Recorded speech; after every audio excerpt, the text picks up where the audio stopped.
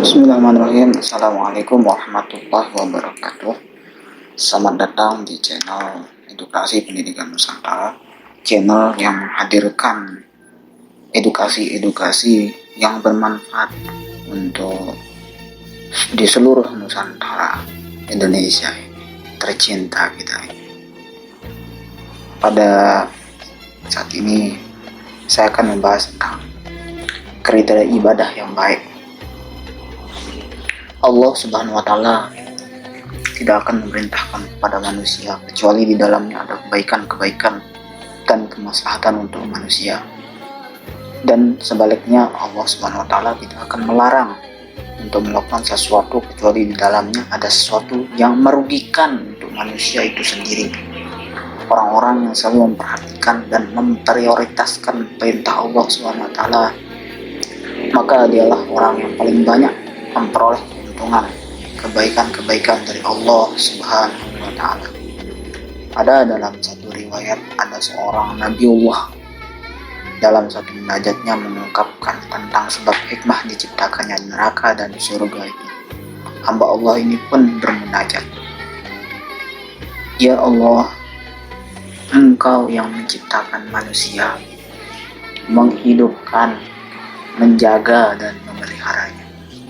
Tapi setelah Engkau memberikan segala-galanya untuk manusia, mengapa Engkau ciptakan untuk manusia surga sekaligus neraka? Mengapa Engkau tidak ciptakan surga saja, ya Allah?" Mendengar munajat hambanya, Allah Subhanahu wa Ta'ala memerintahkan kepada nabinya, "Hambaku, pergilah dan tanamlah olehmu gandum." Lalu bergegaslah hamba Allah ini pun untuk menanam gandum. Biji gandum itu lalu ditanam, diairi, lalu dijaga. Dan mulailah gandum itu tumbuh. Lalu sampailah di mana dia harus menuai gandum yang ditanamnya. Ketika dia mulai memetik gandum itu, dia pun mempersiapkan sebagai tempat gandum. Lumbung-lumbung yang bagus-bagus dari gandum yang dia tanam dimasukkannya ke dalam lumbung tersebut, tapi sisanya lalu ditumpuk dan selanjutnya dibakar. Ketika hamba Allah ini membakar sebagian hasil gandumnya, lalu Allah balik bertanya, "Wahai hambaku, Engkau yang menanam gandum dan Engkau pula yang menjaga. Tapi setelah Engkau panen, mengapa hanya sebagian yang Engkau masukkan ke dalam lumbung dan sisanya Engkau bakar?" Lalu hamba Allah ini pun menjawab, "Ya Allah, gandum-gandum yang Engkau bakar ini sesungguhnya gandum yang tidak berisi." Nah, dari sini pula dia tersentak, si hamba Allah ini, karena sesungguhnya yang menjadi pertanyaan dalam doanya itu pun telah terjawab dari apa yang telah dia lakukan.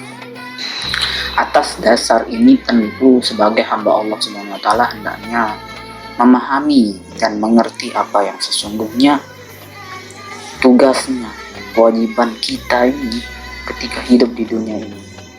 Gitu.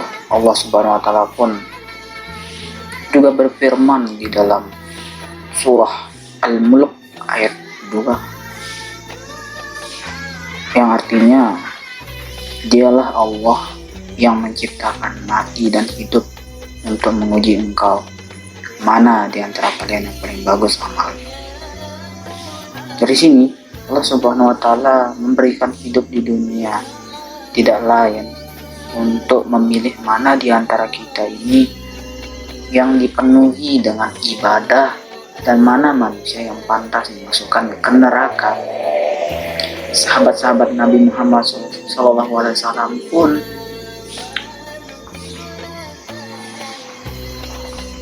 adalah orang yang sangat memahami makna dan arti dari hidup ini. Oleh karena itu, bahwa selain dari kepentingan dunia dipertanyakan oleh Rasulullah, dipertanyakan gitu pada Rasulullah SAW, namun kerap kali didengar riwayat dari para sahabat-sahabat selalu datang kepada Nabi. Sahabat-sahabat selalu datang kepada Nabi ketika setiap kali mendengar suatu riwayat Mereka datang kepada Rasulullah menanyakan, amalan apa yang dianggap paling baik dan apa yang terbaik harus dilakukan sebelum menghadap kepada Allah Subhanahu wa taala. Ini adalah pertanyaan para sahabat Nabi Muhammad SAW.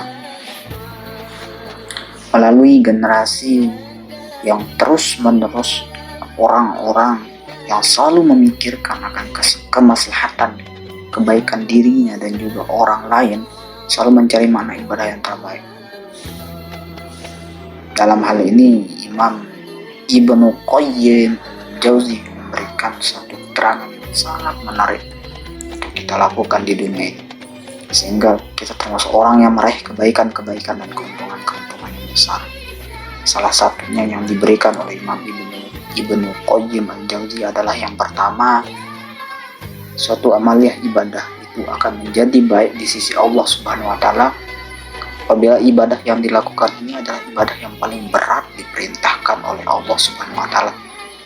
Apabila Allah Subhanahu wa taala memerintahkan kepada kita suatu perintah yang berat, sudah pasti di dalamnya ada pahala yang besar yang akan diraih oleh hamba-hambanya seperti jihad, puasa, salat malam, dan segala perintah Allah yang berat. Maka itu termasuk ibadah yang paling baik. Ketika Nabi Muhammad SAW menjelaskan tentang perbedaan-perbedaan pahala di antara sholat 5 waktu itu, Rasulullah mengatakan, karena siapa yang sholat isya dengan berjamaah, maka dia seakan-akan melaksanakan sholat tahajud dalam separuh waktu malam. Dan barang siapa melaksanakan sholat subuh dengan berjamaah, maka seakan-akan dia melaksanakan sholat sepanjang malam.